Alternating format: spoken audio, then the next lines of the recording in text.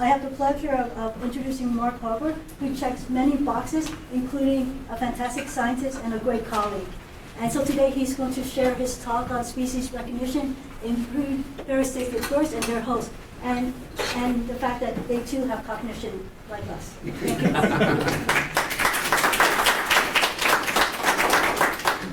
Thank you, Mimi, so much for inviting me. Although I think it is David I've known the longest. We met in 1995, which is before some of you were born.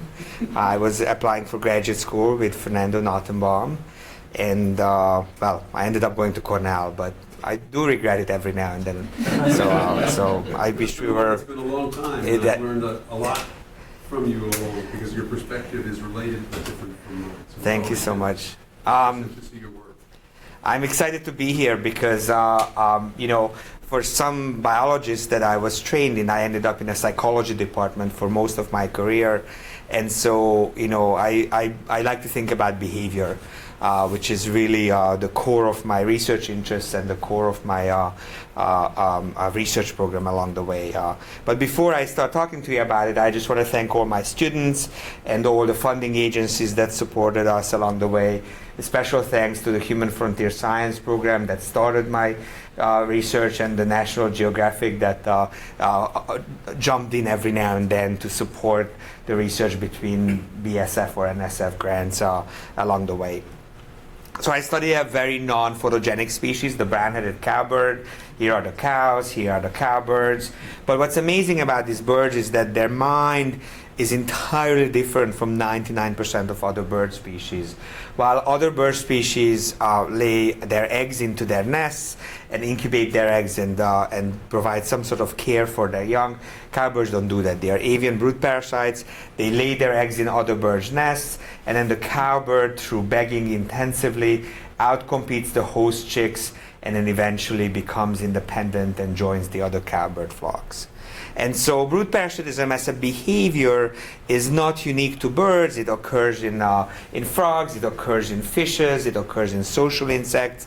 And the idea is that you basically steal the parental care of your host species, whether you're an intraspecific brood parasite like a song sparrow, whether you're a facultative interspecific brood parasite like this red-headed duck that sometimes parasitizes canvasback ducks, or you're an obligate brood parasite like this long-tailed cuckoo almost swallowing its foster parent as it's begging for food in the nest itself.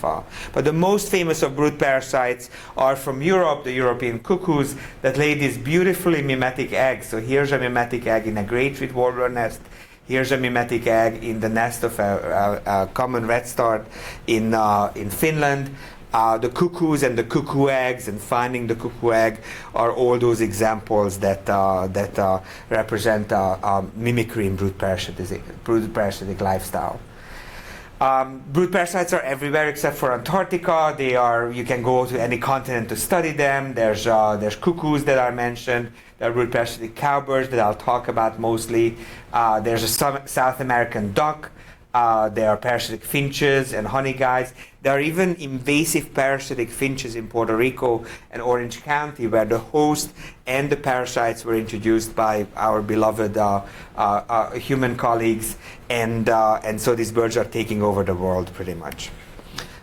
This is my sort of history with brood parasites. As you can tell, as I aged, my body weight has increased, you know, with a couple of jumps during COVID and other things. But I always wanted to study birds, and so my job has been to sell myself as a behavioral biologist rather than an ornithologist. Brood parasites get away by mimicking the host phenotype, and that phenotype could be the eggs, like this blue cuckoo egg in the blue egg-laying common redstart. It could be a vocalization, like this gray warbler's begging call that's mimicked by the shining cuckoo. It could be the skin color of the cuckoos that mimics the skin color of the hosts. It could be gait patterns like this parasitic wida, this bird right here that mimics the gait patterns of this tiny bird here, the common waxbill. Or it could be the mimetic feathers of the shining cowbird or the screaming cowbird parasitizing the mimetic feather of the feather, mimicking the feathers of the host bathing cowbirds in South America. We just call them bathings these days. When I got started in the brood parasitic research field, I wanted to solve this black box. So imagine that your mother lays your eggs in a foreign nest, and then you grow up in the company of foreign chicks, and then eventually you have to find your conspecifics, but you've never seen a conspecific because you grew up alone in the nest. So this is a very Konrad-Orleansian type of question. In the absence of imprinting, how do you find other cowbirds? And that was the goal of my dissertation as a PhD student. And it turns out that people have hypothesized that maybe a species recognition, finding your own conspecific social partners, is innate or socially learned or self-referenced. But we came up with an idea which is called the password hypothesis, which is a vocalization that allows you to open up your sensitive period to learn about other things that are relevant to cowbirds. So, maybe you have some sort of a preference for this vocalization that I'm going to play here. And then once you hear this call, you open up your learning apparatus in your brain, your sensitive period, and you start learning other things. And it was a crazy hypothesis back in the late 90s. I'm happy to say that I'm not the only person who's testing this hypothesis. So it's nice when somebody reads your papers and says, maybe this applies to my birds as well, and I will tell you more about that. How do you do this work? You can't order cowbirds on Fisher Scientific. So you go to the field. This is Ithaca, right next to the airport. This is a study site where the phoebes nest on natural substrates. This is a study site where the phoebes nest on somebody who built a little platform for the phoebes. And then we also study the hosts of the cowbirds in nest boxes in southern Illinois, and in central Illinois, the American robins that also get parasitized by cowbirds. So the first experiment I did was as a PhD student. I hand-raised cowbirds just as if I was a host, and then I asked the question, if you never hear and never see other cowbird adults, what will you do when I play this chatter call, the vocalization that I played to you?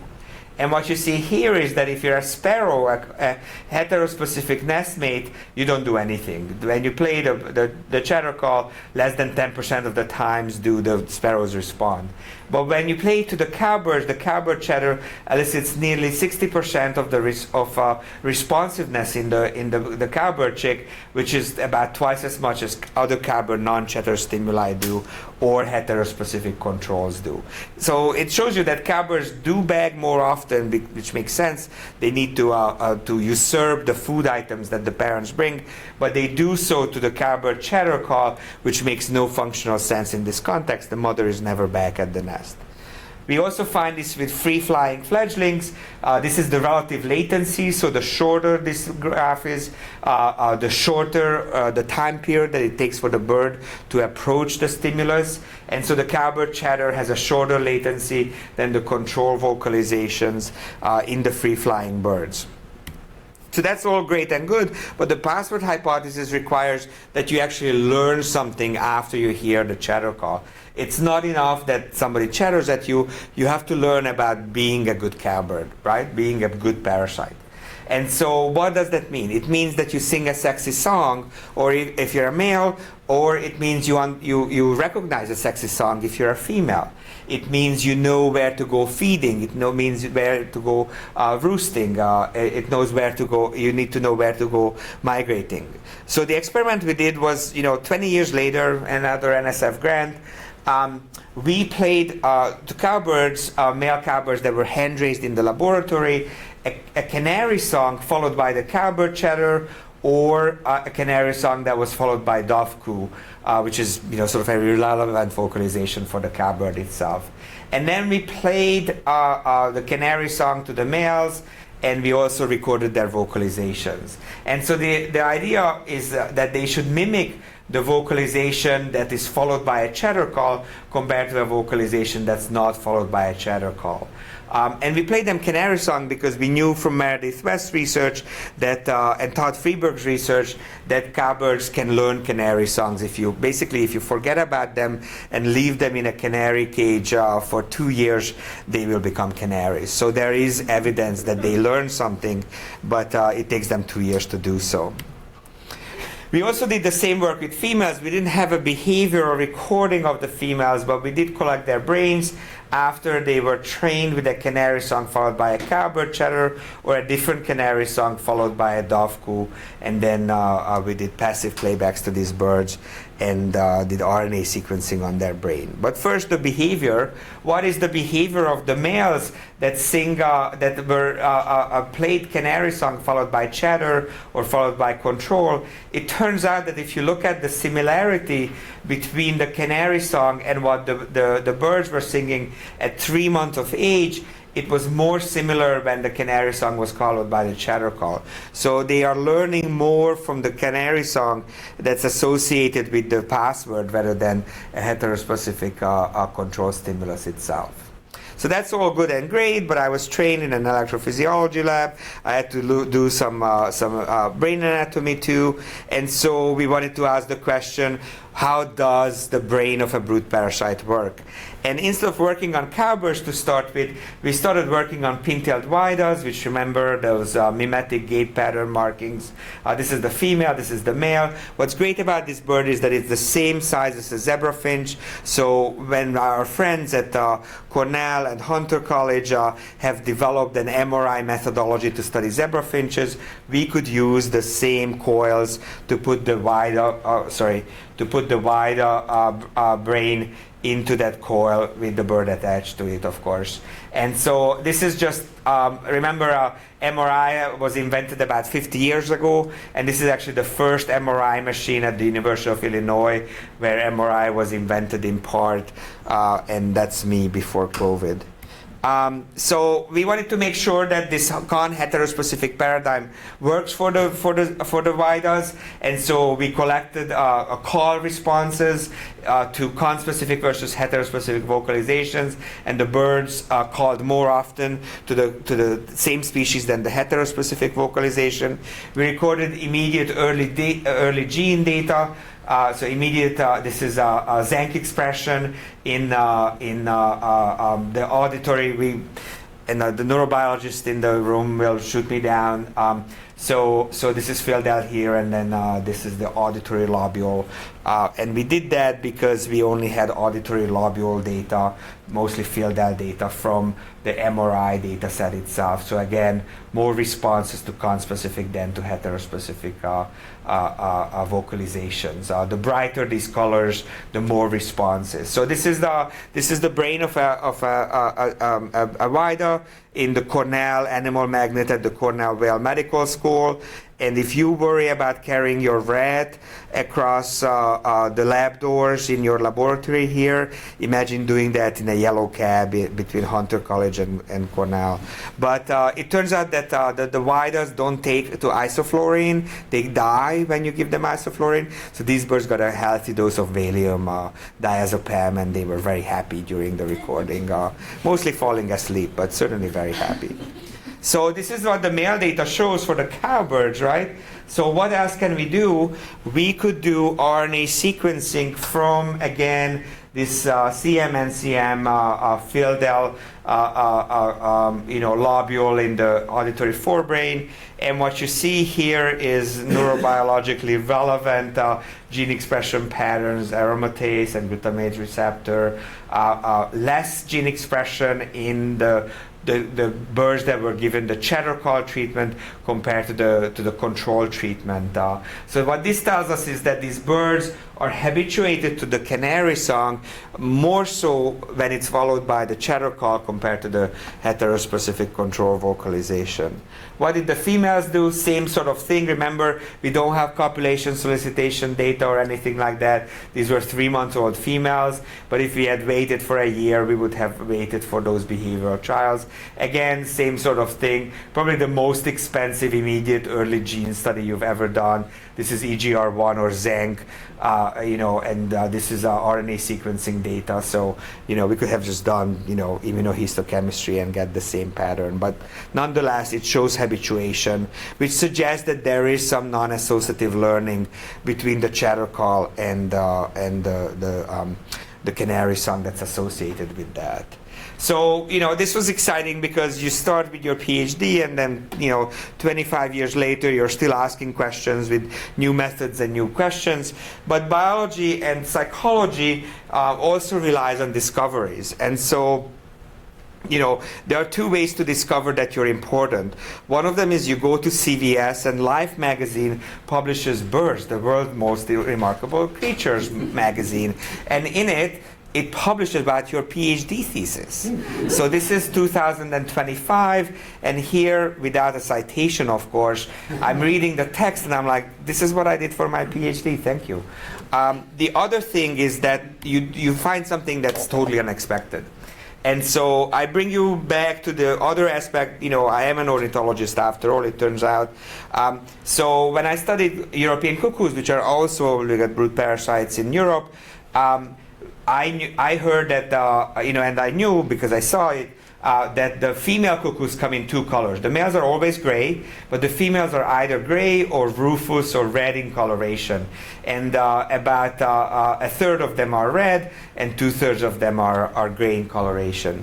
And if you know anything about the expression of melanin, which causes these different colors probably, in mammals, you know that MC1R is one of those genes that if it's mutated, you become, paler in coloration. If it's in full-blown expression, you become darker in coloration. So I said, let's study whether MC1R is the gene that's responsible for these different colors in the cuckoos. Couldn't be wrong, more wrong in my life.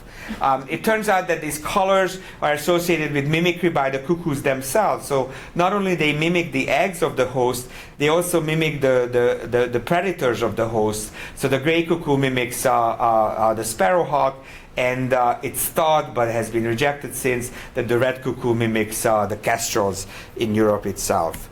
When I said these are probably melanin-based ornaments or coloration, it's true these are peaks in a Raman spectrometer to show that the red colors are made by phenylalanine, and the black or the gray colors are made by eumelanin itself. This is a fun, non-destructive way to figure out what are the colors that are responsible for the pigments in what are the pigments that are responsible for the color in these birds.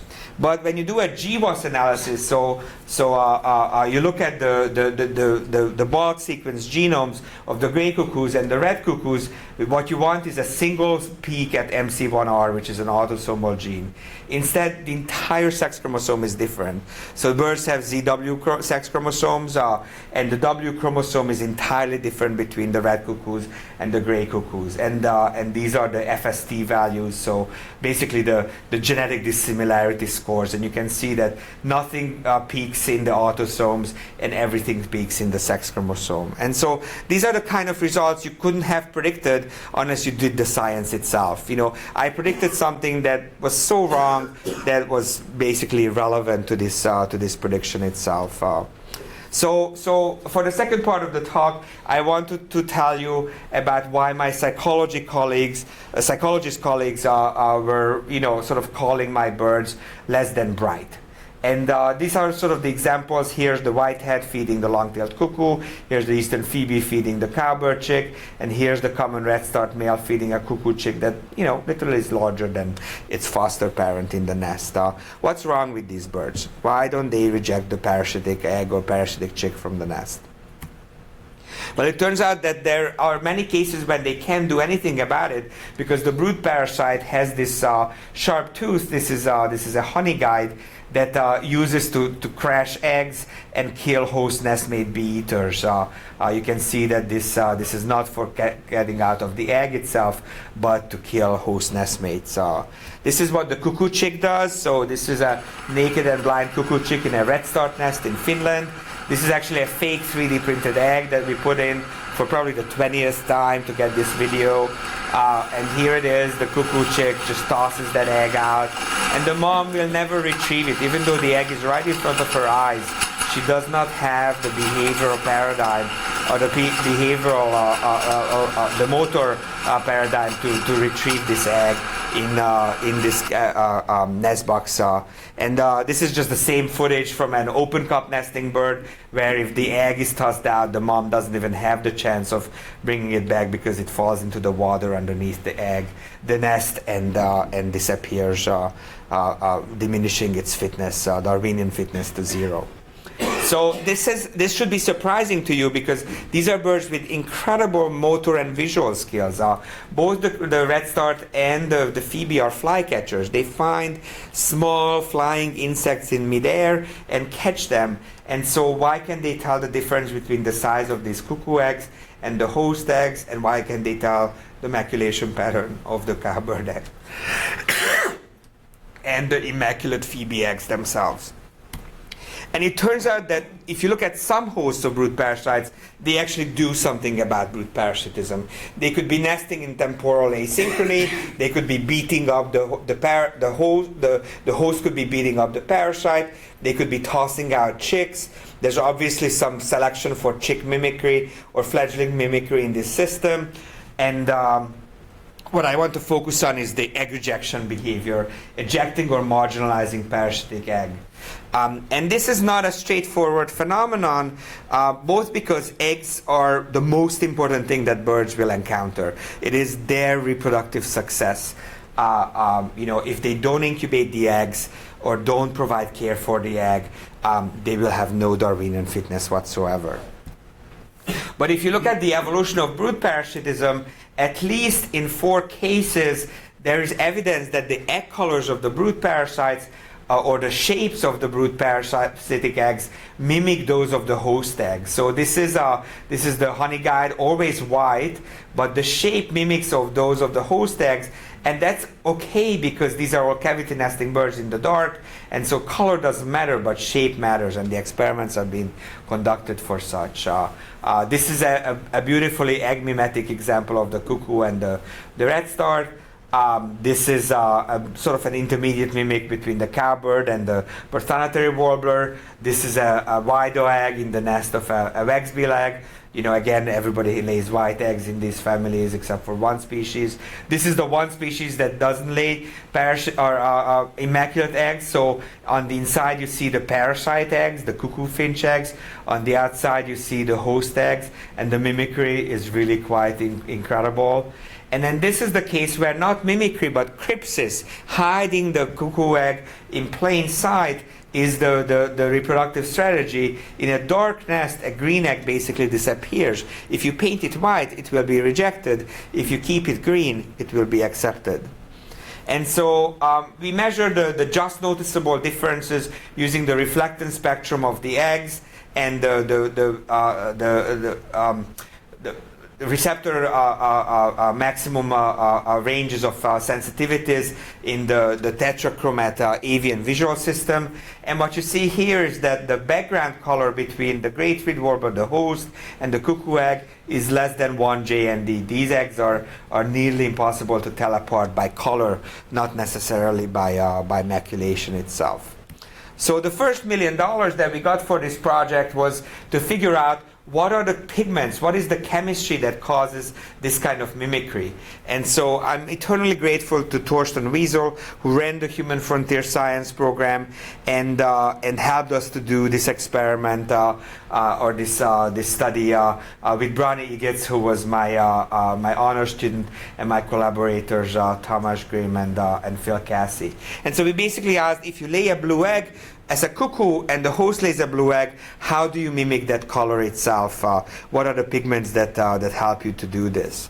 And it turns out that bird eggs only come with two pigments, biliverdin and protoporphyrin. Biliverdin is the blue egg, protoporphyrin is the brown egg, or the brown color, or the maculation itself. And there is no significant difference in the biliverdin concentrations of the host and the parasite eggs in these different host types or host races of the cuckoos themselves. And the same is true for the protoporphyrin concentrations.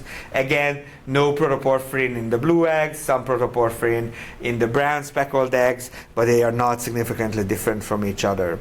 What's exciting about the host parasite systems amongst birds is that this behavior has evolved 7 times independently, and so we can ask at least 2 or 3 times whether egg mimicry is underlaid by the same chemical mechanisms as we've seen in the cuckoos. So this is the striped cuckoo system in in Central and South America, parasitizing the rufous and white wren. Both of them lay blue eggs. What is the pigmentary basis of the similarity? These women helped me to answer this question. Christy Real from Princeton, Mandy Holford from Harvard, Mimi Dyson from Hunter College, and Melissa Mark from University of Washington. And what we found is that the color is the same. This is the reflectance spectrum of the blue eggs, of the host and the parasite. But and which results in the blue egg, the blue chroma being not significantly different. But both biliverdin and protoporphyrin concentrations are significantly different. These birds create a perceptual mimicry that's not based on chemical mimicry. So it's basically using your magic markers or your happy-go-lucky aquacolor to mix up different pigment composition to cause the same mimicry itself. And then there's another example that I told you about, the African system where the cuckoo finches lay mimetic eggs.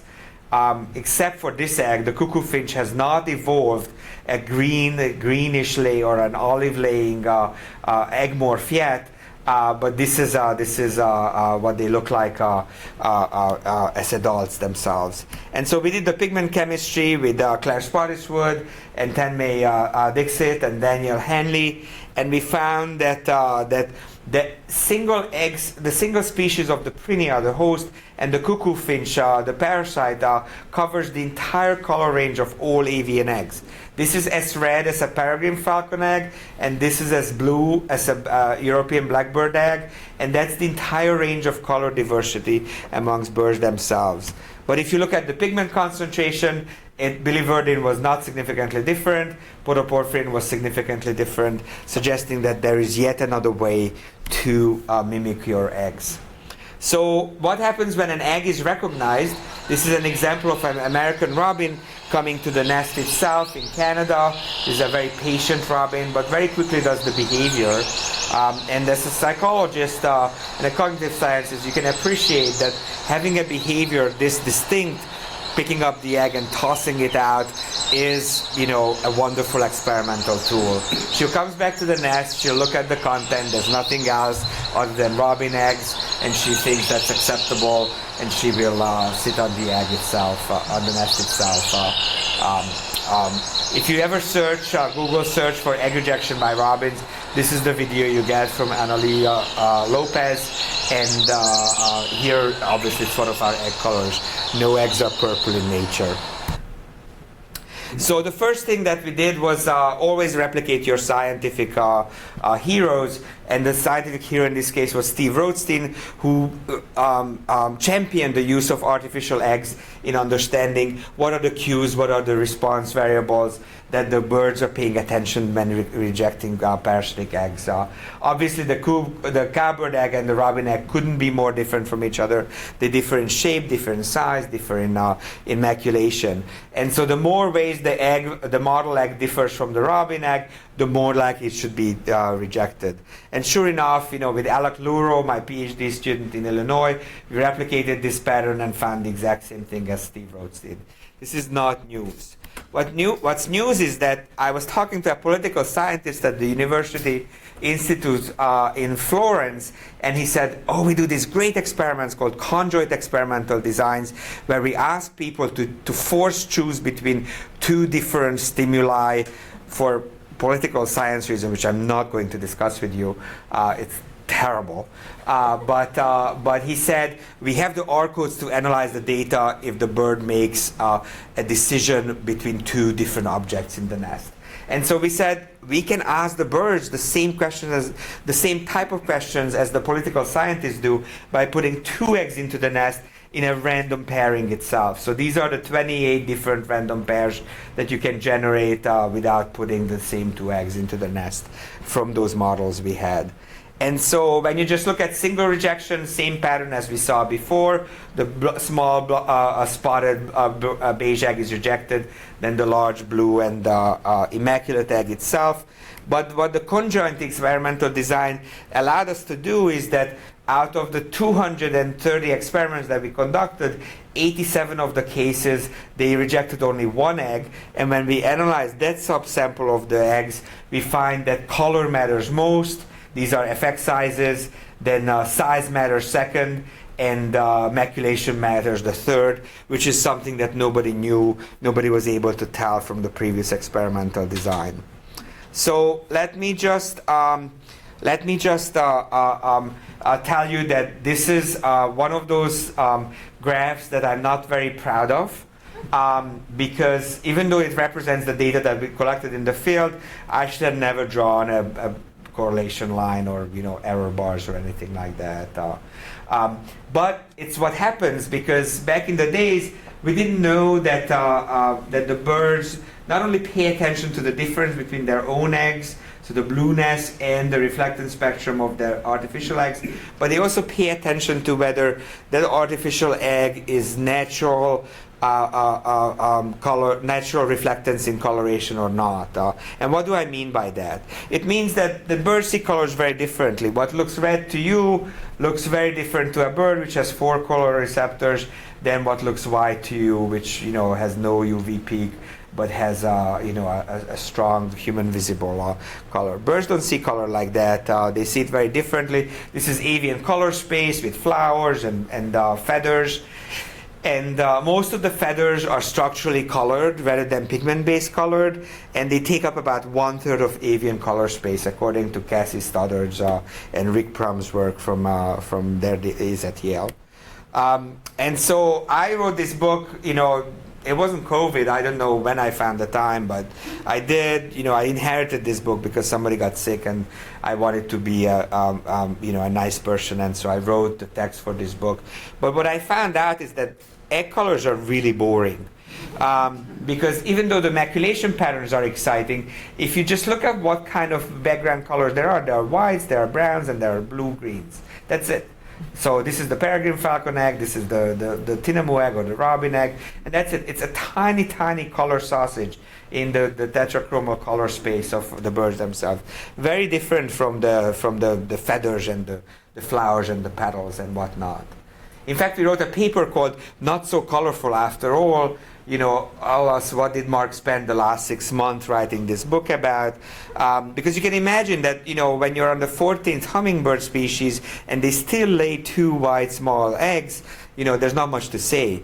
And then, the doves lay all white eggs, and then the woodpeckers lay all white eggs, or all the shorebirds lay the same very nicely cryptic oval-shaped eggs. So what we did was we actually generated colors that are behaviorally or naturally meaningful, meaning they are along the color gradients of the natural eggs, and then we generated eggs that that don't exist in nature along this line. What do they look like? These are the purple eggs versus the blue eggs. Exist in nature, don't exist in nature. And then we asked the robins to reject those eggs by putting 87 of these eggs into the nest. So this is the rejection. Actually, we replicated a few of those egg colors as well.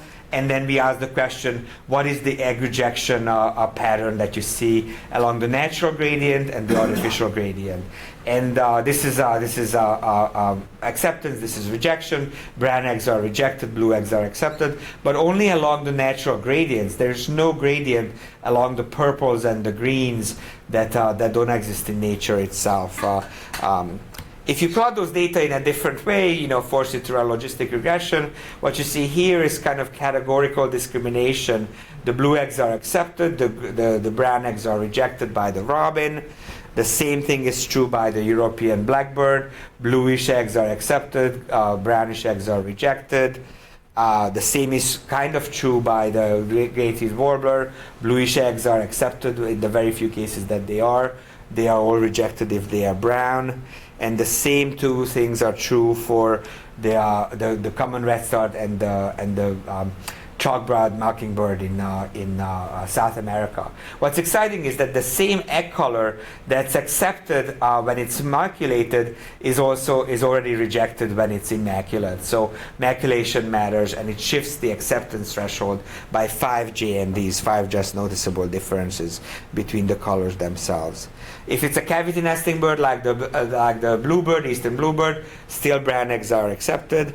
Finally, we found a species, the house wren, which accepts the brown eggs and rejects the blue eggs. It's because its maculation is so dense that its eggs look brown itself. So I tried to ask another question, which is if eggs are the most important things to the robins themselves, where does an object cease being an egg shape, and where does it begin to be a detritus or some sort of a garbage in the nest itself? So I don't know why this made it to the New York Times, but it did. Lots of hate mail because apparently people assume that when you sit on this egg, it hurts the robin. And so people hated me for torturing the robins. But sure enough, we found that if the width changes, there's a sharp decrease in egg rejection rate, accepted, rejected. If the shape changes to this totally non-existent artificial shape, it's a much shallower shape, and even some of those are accepted. So natural changes matter, artificial changes don't matter as much. There's a lot of people working on mammals in the room, so olfaction always comes up. Are there any olfactory cues?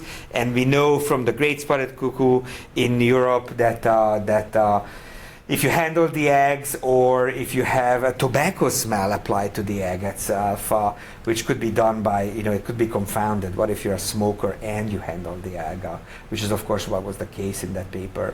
I repeated the same experiment with the cowbirds, cloacal lavage, citrus scent, or handling, and found no effect whatsoever. There's no significant effect of olfactory handling of the eggs themselves. Tactile clues. This is, you can't really see it, but it's an egg covered in sandpaper. Talk about torturing the birds. But IACOC approved it, so there you have it. Sure enough, that the more sandpaper the egg is the more likely to be rejected. I wanted to do this for my student because we eventually wanted to do a meta-analysis, right? And so this is the meta-analysis of 60 plus egg rejection studies where shape, material, maculation, and color were analyzed, and sure enough, color and maculation, but surprisingly not size, was an important factor in egg rejection behavior itself. So I will show you another egg rejection behavior because you can't have enough of that. And I will show you the last, sort of part of the story from Illinois that allows me to ask the question of what is this graph about? And this graph, I don't know how it got published, but it did. It's basically looking at every potential hormone that could have to do with egg rejection behavior in the catbird, which is an egg rejector, or the robin, or other species. And so we argued that prolactin, of course, it could be important. Corticosterone, progesterone, mesotocin might be important. So we tested for corticosterone, and the way we tested for it is use a mitotain injection, which reduces corticosterone synthesis in the body itself. And the idea was that corticosterone corticosterone interferes with parental care, so it should allow you to reject eggs rather than accept eggs and incubate them. So we wanted to see if there's an effect of this mitotain on stress. This is just a validation graph to show that if you put the bird into captivity, their corticosterone levels goes up, but not if you inject them with mitotain. And then the experiment was very straightforward. We injected the birds with control substance, peanut oil, or corticosterone inhibitor, gave them a deep blue egg, which is rejected 50% of the time, and asked the question, what will you do with this egg? It turns out that the control birds accepted them on day 1 about 50% of the time, and on day 3 about 20% of the time. But they were much more likely to accept it when corticosterone levels were low, suggesting that corticosterone might interfere with this parental mechanism of incubating the eggs, and allows you to accept eggs if there's low corticosterone levels, or reject the eggs if there are high corticosterone levels. I will finish with the last experiment here that is much more straightforward in the sense that you don't have to catch the birds. Robins are very finicky, not if you look at them, but if you catch them and inject them with things.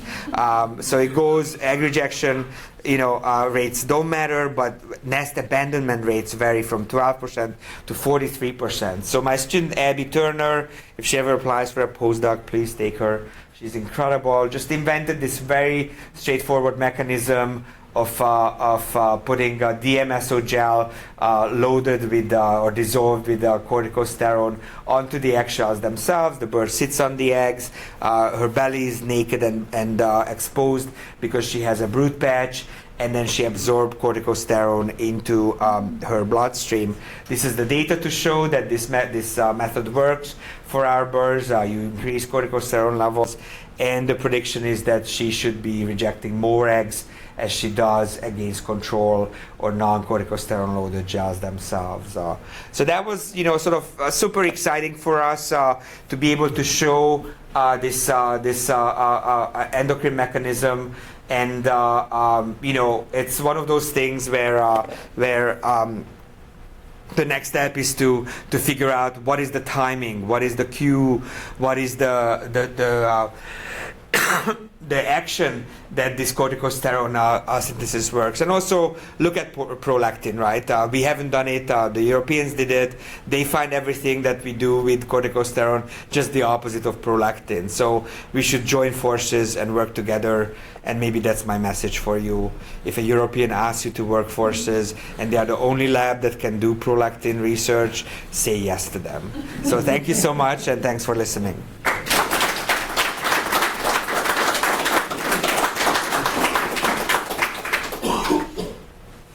We have time for questioning, so Mark, I guess a clarification question. I don't know if I missed it, but when the robins are rejecting eggs, are they doing it because they think the eggs won't survive, or are they doing it because they think there might be brood parasites? They reject the deep blue eggs and the cowbird eggs because it's a brood parasite. Yeah. And yeah. the weirdly shaped ones.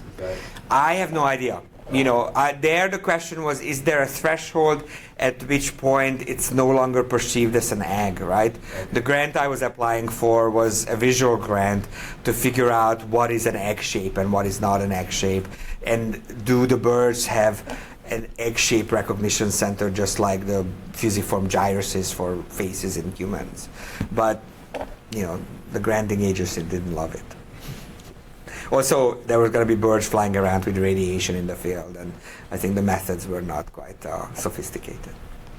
So I actually had more or less the same question, sure, but I want to push you a little bit on it. So what is the evidence that this is actually about recognizing conspecific eggs? Yes. I mean, for example, does egg rejection exist in species that aren't host species for parasites? No, not really. So you can go up to, actually most cowbird egg hosts are not even egg rejectors. So even being exposed to brood parasitism is not a typical clue for egg rejection behavior, but vice versa, where egg rejection of egg-shaped objects exists, it typically is associated with or heterospecific parasitism. There are some cases where we think the parasite went extinct, like shrikes are 100% rejectors of cuckoo eggs, and there are museum specimens of cuckoos laying shrike-like eggs in the nest, and now they are gone. And it could be gone because there's no habitat for them, or because they got shot in Cyprus, or because they got driven to extinction by a highly discriminatory host of the brood parasite. But I think what we show is that that the egg shapes are always accepted by red-winged blackbirds, for instance, irrespective of the color, because they are a non-rejector species, right? So the odd shapes are rejected by everybody, but the egg shapes are only rejected by known to be cowbird or cuckoo egg rejector species. David. So you were first. Go ahead. So for me, so it's interesting. You spent most of the time talking about this, like rejecting the parasite eggs. For me, the most interesting part of this is what you started with, right, which is how you recognize your conspecifics. Yeah. But the story that you told us with the password hypothesis. Yeah. Right. I'm not sure how much that tells us, just because presumably when you're in the nest with the hosts, you've got both conspecific sounds, so you might have that chatter, but you've also got the host around. Yeah. So you could be learning host songs. Right? Yeah. So I've done that. I've played heterospecific host songs to these birds, and they are not interested in it. I actually think, and I had a PhD student who I rudely left behind in Illinois, and he finished, thank God. But he was going to test if there's such a thing as anti-imprinting in the cowbirds. So when you hand raise a bird, they love you. You're like it. Right? They especially artificial species. Like if you ever hand raised a zebra finch, you just know that they are like in your hair all the time. Cowbirds are not like that. At some point, they build their distance from you, and so we wanted to quantify that in an experiment to see, because it makes no sense for the cowbird to stay with the host, right? And the host actually ends up beating them up because they start looking like an adult parasite, which deserves to be beaten up. And so we wanted to test that, and if I ever get a grant again, that will be the experiment that we'll try to do, because whether it's an acoustic paradigm or olfactory, or a physical tactile paradigm, we need to test for this idea that the cowbirds sort of throw away all the knowledge. We know that they don't parasitize the same species of host where they grew up with. The cuckoos do, but we think that's habitat imprinting, not host imprinting. I have done the experiment where I played the chatter call to bring in the cowbirds, and then I played them song sparrow and red-winged blackbird song, and they escape faster from the red-winged blackbird than the song sparrow. But that makes sense because the red-wing will beat you up, much more effectively. It's a similar sized bird to the cowbird itself. So I don't have a full answer for you on that, but I do agree. It's the more impactful part of the question. Everybody can do an egg rejection study, but when there's 400 robin nests in your backyard in a tree farm, you kind of can't walk away from that. But I think conceptually it's an interesting question of what is an egg, how do you recognize it, and how do you respond to it with the endocrine milieus. David, a slightly different question, which is, in some ways you've shown us some data on categorical decision making. This is sort of a signal detection problem. But you also made the point that the egg is the thing. Yeah. It represents energetic investment and the only vector into the next generation. Yeah. So that means that there's always kind of a decision to reject, because if it's a false positive, then you may be throwing away your own child. Yeah. Right? So let's say if there's a species that typically lays 5 eggs in the nest or something, and you have a foreign egg, well, it can toss it out very readily because there's so many. But if there were only 2 eggs, one is the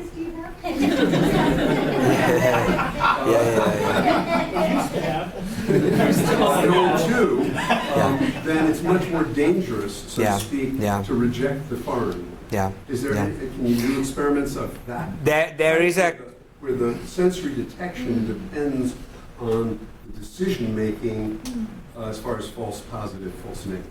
So there's evidence both. There's evidence that clutch size matters in egg rejection behavior. The problem is that it's confounded by whether you're laying or the clutch is complete, right? Like we don't have a species that lays like 8 eggs and still is an egg rejector, right? Robins stop at like 4. You know, the sparrows stop at 3, 4, or 5 or something like that. And you have to be at the nest when every one of those eggs are being laid, and it's, you know, it's difficult. But you know, people have brought up Weber's law, you know, to see whether relative numbers make a difference. And so there's an evolution paper by the Cambridge group on that. And we have argued that our evidence that that rejecting eggs when the clutch size is smaller, you know, makes a difference, but it's the opposite of what you predict. Actually, we find more rejection when the clutch size is smaller than when the clutch size is larger, because of this potential, you know, a signal asymmetry. But I do love the interpretation of the signal detection story. I think that's why we do the logistic regression models and the JNDs and the shift of the acceptance thresholds. You know, and I think the hormones make a difference for that.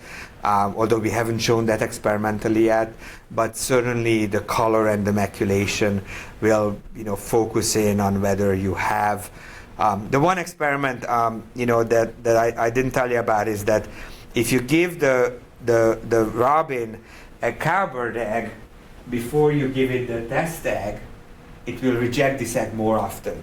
So you know, on a first day it will reject the cowbird egg and accept the mimetic control egg, but on the second day the same blue egg is still rejected twice as much. In this nest, but not in this nest where there was no cowbird egg. So you can really shift the attention or the acceptance threshold of the bird by saying, "You've been found. Your nest has been parasitized already. Will you reject it again? You know, when you're faced in the same color itself." That mediated by custom. Is there sort of stress because they've been attacked? All right. You're making me show you all the slides. So in this experiment, we gave the bird a white egg, which is a cowbird-like egg, and a blue egg, and then we did RNA sequencing in the anterior pituitary, and the only gene that was differentially activated for the cowbird-like egg is POMC, which is a precursor of corticosterone. So maybe, you know, it's a 2-hour time frame. We were going to test it at 6 hours, at 4 hours, at 2 hours, at 1 hour, you know, and prolactin was not differentially, you know, activated in that single paradigm. Okay, so you answered one of my questions just now. I was wondering, the corticosteroid group, I was just like, they don't like texture. So Right. You answered that one. Can you go through the password story again? Sure. Part of me, I was expecting it to be a certain way, and it didn't turn out that way.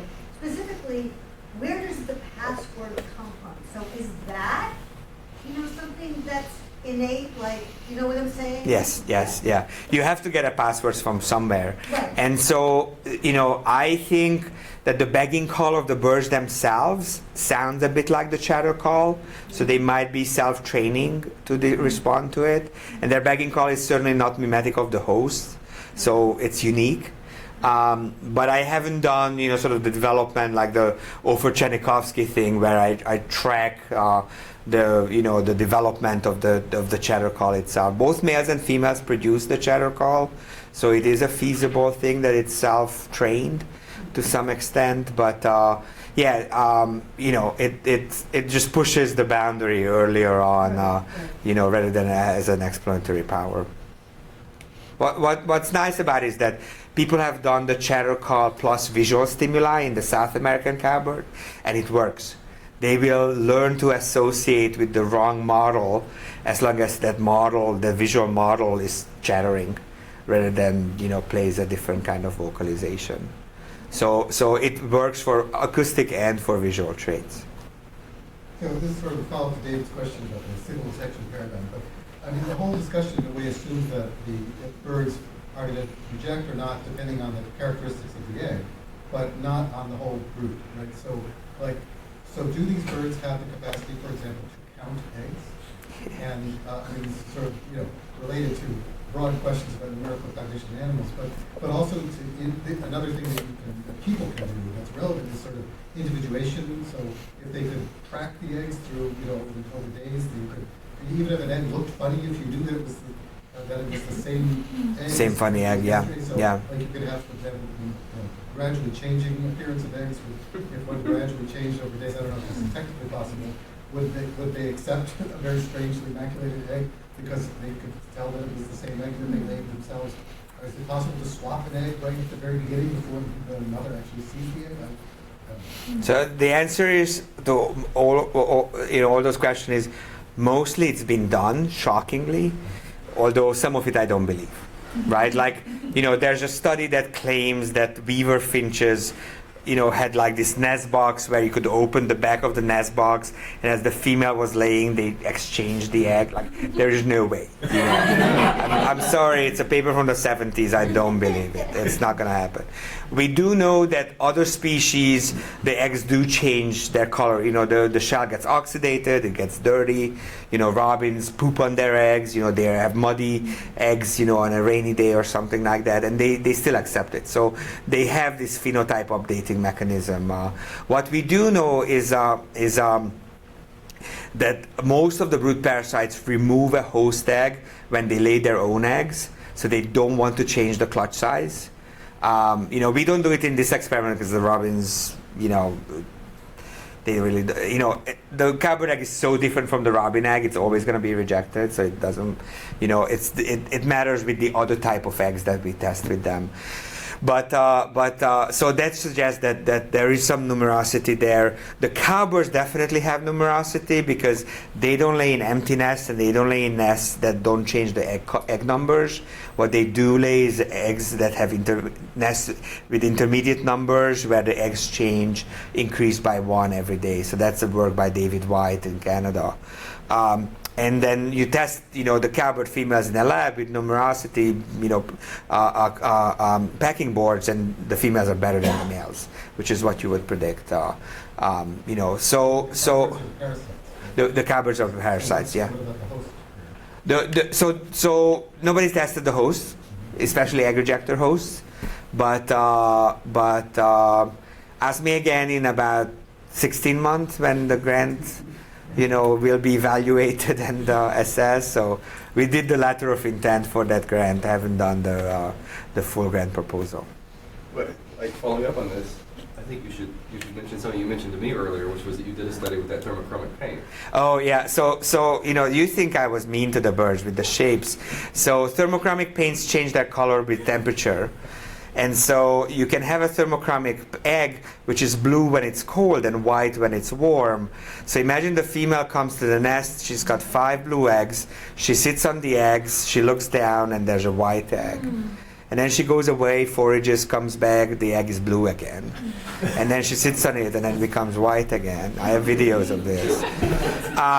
What she does is she rejects her own eggs. Right. She has no idea which one is the egg that's wrong, but she ends up, in half of the cases, she rejected her own egg. So she knows there's a foreign egg in the nest, but she can't visually identify it, and so she ends up rejecting something.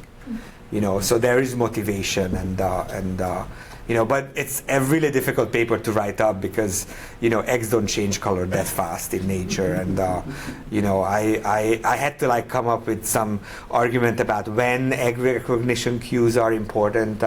It is arrival at the nest or the departure of the nest, and of course it was a 50% rejection rate, so I couldn't actually conclude anything. But that actually fits though, because the individuation of visual objects over time with humans, the features have to change slowly. Right, For people right, to and not change fast. then Yeah, it's easy yeah, to watch. yeah.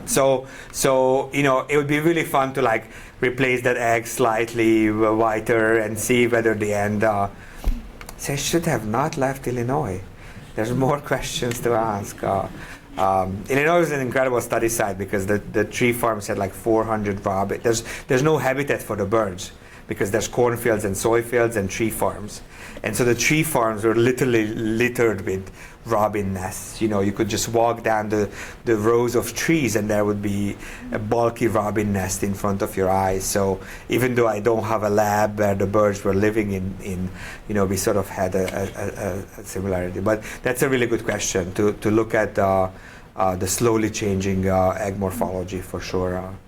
I mean, with nestlings, you have it, right? Because nestlings change so much. They grow, like 100% overnight, right? Their beaks changes, their feathers break through and things like that.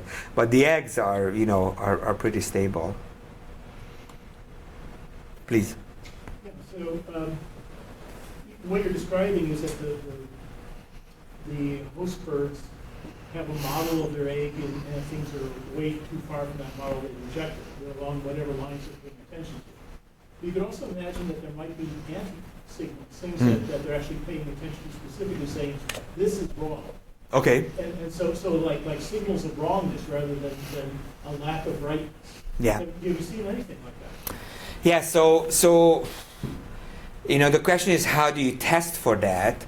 And so the one experiment I can think about is 5 cowbird eggs and no robin eggs, or 5 cowbird eggs and 1 of your own eggs, right? And in the case of the robins, they reject the 5 cowbird eggs or the 4 cowbird eggs and keep the 1 robin egg in the nest itself. What they also look at is variability within the clutch itself.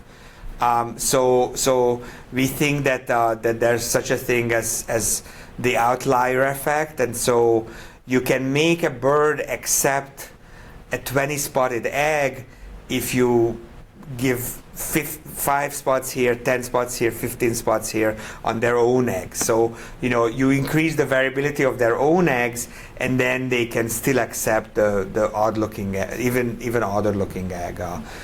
So discordancy is a mechanism, but typical signs of.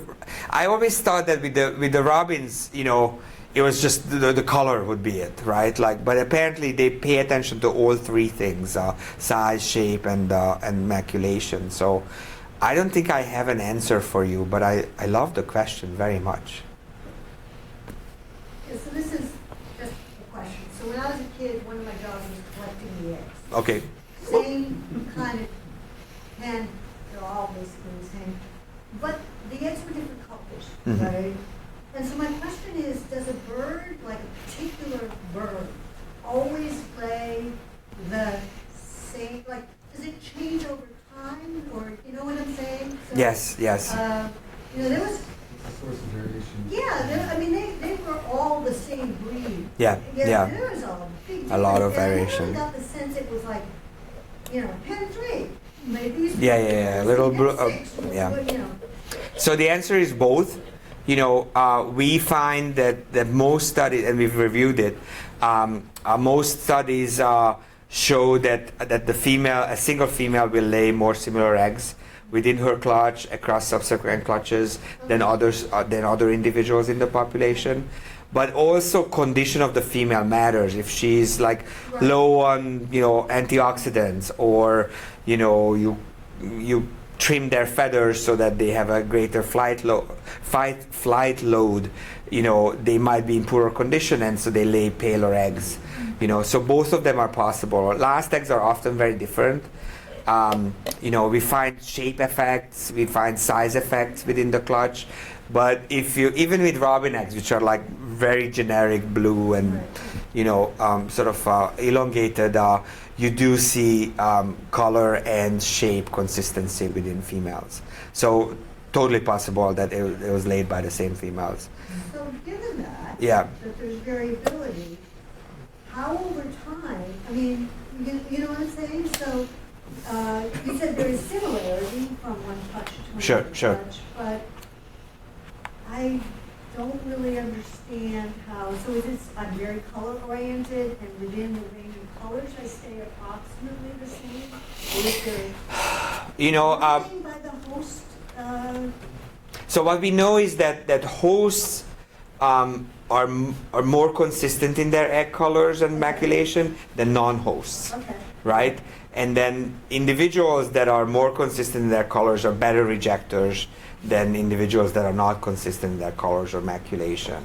But you know, but those are both evolutionary patterns, not developmental patterns. So what I don't know is, does a female bird, learn about her own eggs the first time she lays an egg, or does she learn about them every time she lays a clutch, right? Because we know that that with coots they can be confused. You could give them another coot's egg, and they will think that those are their own eggs, and then you know they reject some other. They could even reject their own eggs along the Thank way. you for solving the problem for my child. No, of your childhood. Very good. So we have a reception in A139, so thank you very much, and we can continue. Robin egg laying season, so we Yeah, can, it's coming up. Yeah, so we can go and witness Mark's work in our everyday backyards. Just